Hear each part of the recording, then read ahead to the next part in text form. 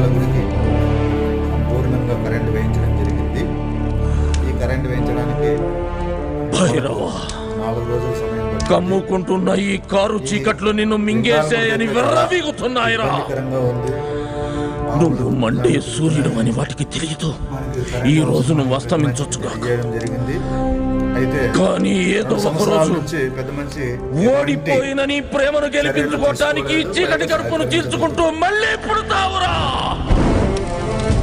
కనుక కొంతమంది చుట్ట సోదరులు మరియు సోదరీమణులు కలిసి వారి యొక్క ప్రేమతో ఈ